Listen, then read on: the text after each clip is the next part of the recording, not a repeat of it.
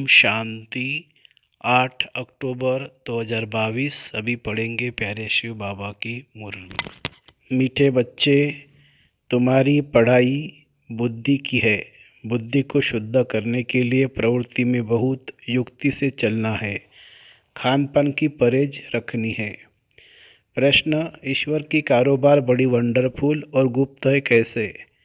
उत्तर, हर एक के कर्मों का हिसाब किताब चुकत करवाने की कारोबार बड़ी वंडरफुल और गुप्त है।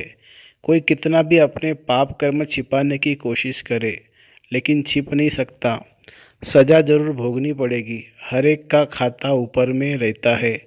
इसलिए बाप कहते हैं, बाप का बनने के बाद कोई पाप होता है तो सच बताने से आधा माफ हो जाएगा, सजाएं कम हो जाएगी। छिपाओ मत। कहा जाता है, कख का चोर सो लख का चोर। छिपाने से धारणा हो नहीं सकती। ओम शांति। किसकी याद में बैठे हो?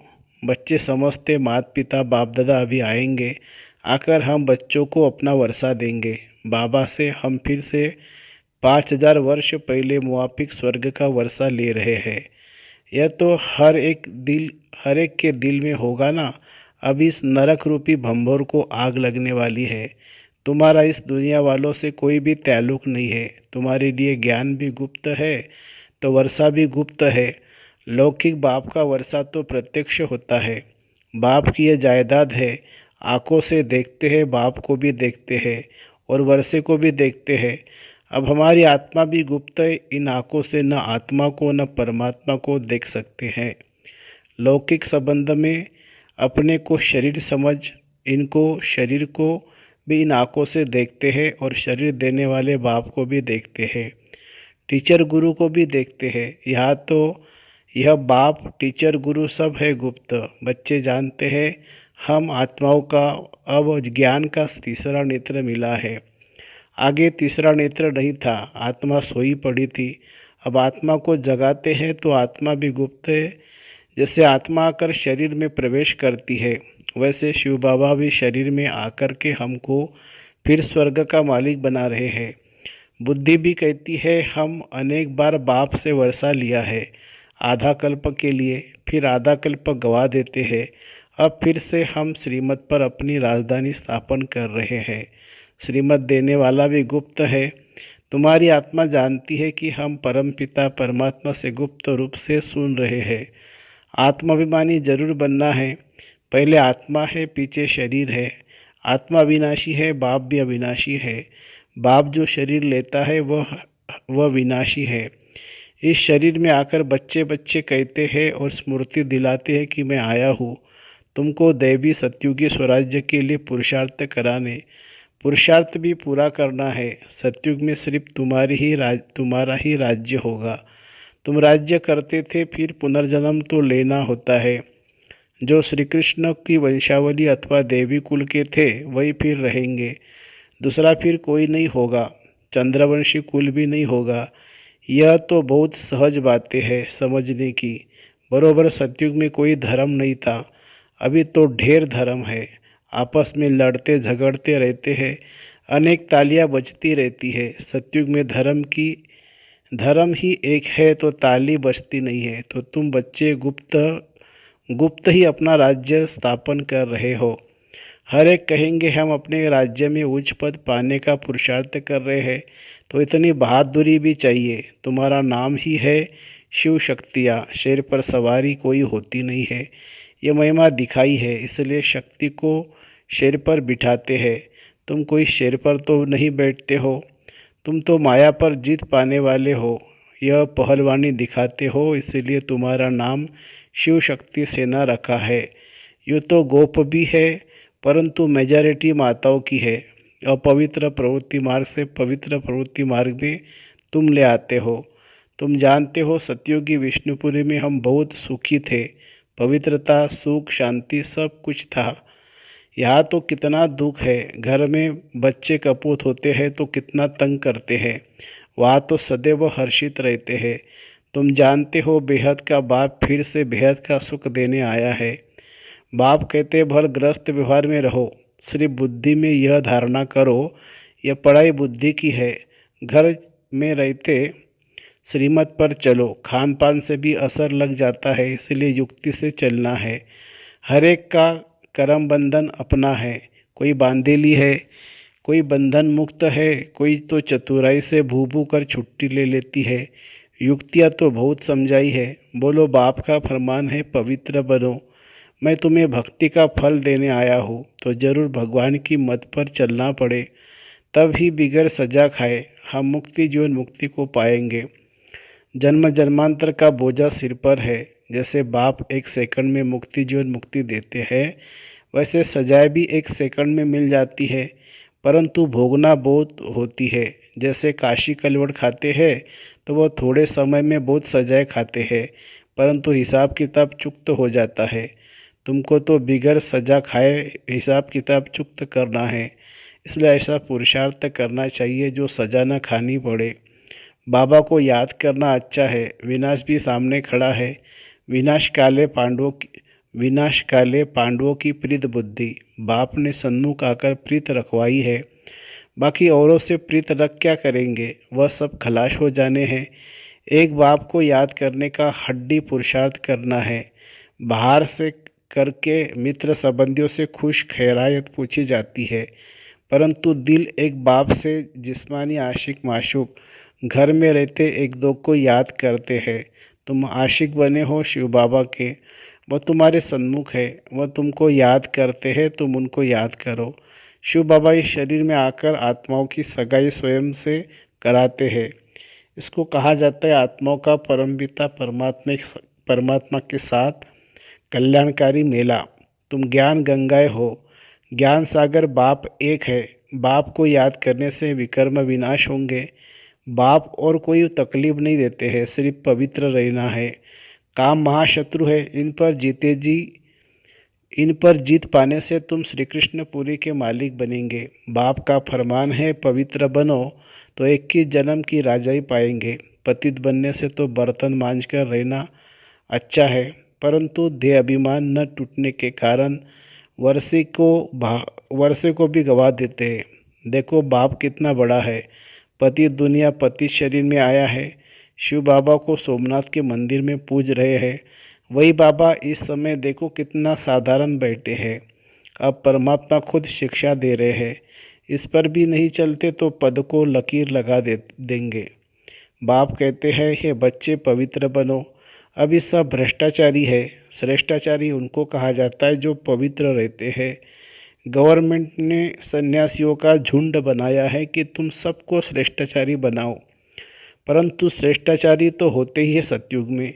यहाँ कोई हो न सके, पवित्र ही श्रेष्ठ कहे जाते हैं। सन्यासी पवित्र है, परंतु फिर भी अपवित्र से जन्म लेते हैं, क्योंकि है ही माया का राज्य।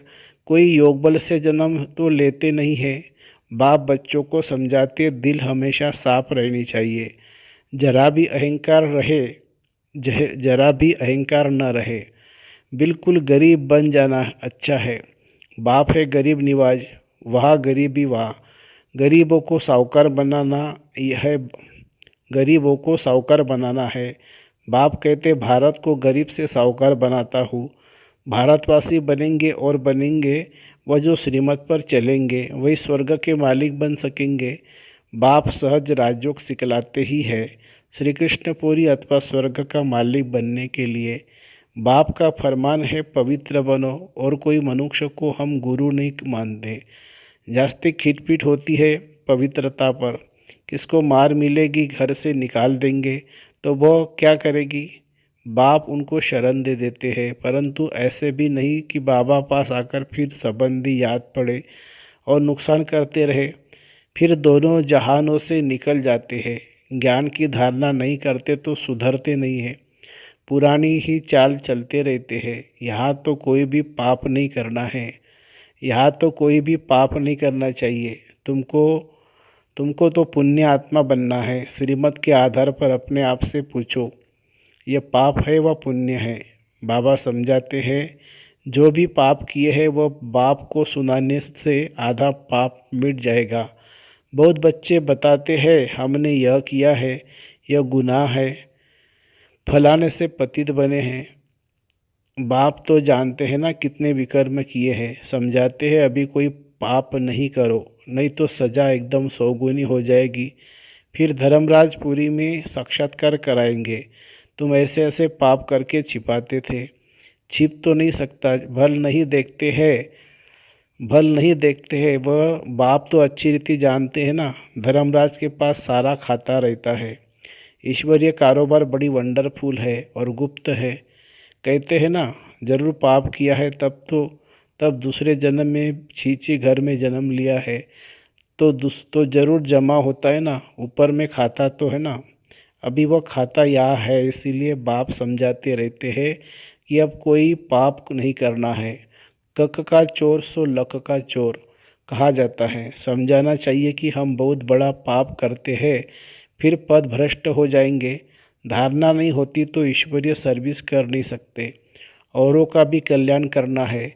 ऐसे समय बर्बाद करेंगे, पाप करते रहेंगे तो पद कम हो जाएगा, फिर कल्पांतर के लिए पद पद हो जाएगा। इसलिए जितना हो सके पुरुषार्थ करना है। पूछते हैं बाबा के पास क्यों आते हो? कहते हैं सूर्यवंशी राजधानी का वर्षा लेने तो श्रीमत पर जरूर चलना पड़े। देखना है कि मेरे से कोई बुरा काम व पाप तो नहीं होता है, नहीं तो 100 गुना दंड पड़ जाएगा, फिर दास दासी जाकर बनेंगे। या इसलिए थोड़ी आए हो? मम्मा बाबा कहते हो तो नर से नारायण बनना चाहिए ना। बिगैर धारणा के पद कैसे पाएंगे? मम्मा बाबा कहते भी माँ बाप के तख्त पर न बैठे तो समझेंगे पूरा पढ़ते नहीं है। मम्मा बाबा तो नर से नारायण, नारी से लक्ष्मी बनते हैं ना। तुमको भी बाप वही पढ़ाते हैं ना, तो बाप से पूरा वर्षा लेना चाहिए। बहुत है जो छिप छिप कर करके पाप करते रहते हैं, बतलाते नहीं है। कितना भी समझाओ फिर भी छोड़ते नहीं। चोर को आदत पड़ जाती है तो चोरी बिगर, झूठ बोलने बिगर रह नहीं सकते। सच्चे बाप के साथ सच ही बोलना चाहिए। बाप को बतलाना चाहिए कि हमसे यह पाप हुआ है, क्षमा करो। माया ने पाप करा लिया, अच्छा फिर भी सच बोला है तो पाप आधा माफ हो सकता है, नहीं तो पाप बढ़ता ही जाएगा। कोई कहते धंधे में पाप होता है, व्यापारी लोग पाप करते हैं तो धर्माऊ निकालते हैं कि पाप कम हो जाए। पाप करके फिर पुण्य में पैसा लगा दिया, वह भी अच्छा ही है। डूबी नाव से लोहा निकले, वह भी अच्छा। यह बाप तो स्वर्ग की स्थापना करते हैं तो सब पुण्य में ही चला जाएगा। दान पुण्य करने वाले को मिलता है, दान पुण्य करने वाले को मिलता तो है ना। बाप हर एक को समझाते हैं, बाप हर एक बात में मत देते हैं ना।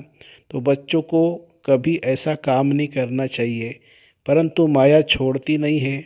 अच्छी अच्छी चीज़ देखेंगे तो झट खा लेंगे व उठा लेंगे। ऐसे ऐसे पाप कर्म करने से अपना ही पद भ्रष्ट कर लेते हैं। कई बच्चे बाबा बाबा कह कर फिर हाथ छोड़ देते हैं। हाथ छोड़ा फिर क्या हाल होगा? माया एकदम ही कच्चा खा लेगी, फिर वो कौड़ी का भी नहीं रहता। नंबरवार तो होते हैं ना। सुखधाम में कोई तो राजा ही करते, कोई तो साधारण भी होंगे, दास दासियाँ भी होंगी ना। अभी तुम देखो कि बेहद के बाप से बेहद सुख का वर्षा मिल रहा है, इसलिए बाप की श्रीमत पर चलकर पूरा वर्षा लो। मौत तो सामने खड़ा है, अकाले मृत्यु तो होती है ना। एरोप्लेन गिरा तो सब मर गए, किसी को पता था कि यह होगा? मौत सिर पर खड़ा है, इसलिए कोशिश करके बाप से पूरा वर्षा लेना चाहिए। श्रीमत पर शरीर निर्वाह अर्थ कर्म भल करो, साथ साथ यह पढ़ाई भी पढ़ो। बाप युक्तियाँ तो सब बतलाते हैं, पुरुषार्थ कर पवित्र भी रहना है। झाड़ू लगाना, बर्तन मांजना अच्छा है अपवित्र बनने से, परंतु देही अभिमानी बनना पड़े। पवित्रता का मान तो है ना, पवित्र नहीं बनेंगे तो पद भी नहीं पाएंगे। यह सब बच्चों को समझानी दी जाती है। बच्चे तो वृद्धि को पाते रहेंगे, प्रजा भी बहुत बननी है। एक राजा को प्रजा तो हजारों की अंदाज में चाहिए ना। राजा बनने में मेहनत है। अच्छा, मीठे मीठे सिखे लदे बच्चों प्रति माता पिता बाप दादा का याद प्यार और गुड मॉर्निंग। रूहानी बाप की रूहानी बच्चों को नमस्ते। हम रूहानी बच्चों की रूहानी माता पिता बाप दादा को याद प्यार, गुड मॉर्निंग और नमस्ते बाबा, नमस्ते। धारणा के लिए मुख्य सार। इस विनाश काल में दिल की सच्ची प्रीत एक बाप से रखनी है, एक की ही याद में रहना है। दूसरी पॉइंट, सच्चे बाप से सदा सच्चे रहना है, कुछ भी छिपाना नहीं है। देही अभिमानी रहने की मेहनत करनी है, अपवित्र कभी नहीं बनना है। वरदान, दुख की लहरों से न्यारे रह प्रभु प्यार का अनुभव करने वाले, खुशी के खजानों से संपन्न भव। संगम के समय दुख की लहरों की कई बातें सामने आएगी, लेकिन अपने अंदर वो दुख की लहर दुखी नहीं करे। जैसे गर्मी की मौसम में गर्मी होगी, लेकिन स्वयं को बचाना अपने ऊपर है, तो दुख की बातें सुनते हुए भी दिल पर उसका प्रभाव न पड़े। जब ऐसे दुख की लहरों से न्यारे बनो, तब प्रभु का प्यारा बनेंगे। जो ऐसे न्यारे और परमात्मा प्यारे हैं, वही खुशियों के खजाने से संपन्न रहते हैं। स्लोगन है, त्रिकालदर्शी व त्रिनेत्री वह है जो माया के बहुरूपों को सहज ही पहचान ले। त्रिकालदर्शी व त्रिनेत्री वह है जो माया के बहुरूपों को सहज ही पहचान ले। अच्छा, ओम शांति शांति शांति। शुक्रिया बाबा, शुक्रिया। Thank you Baba, thank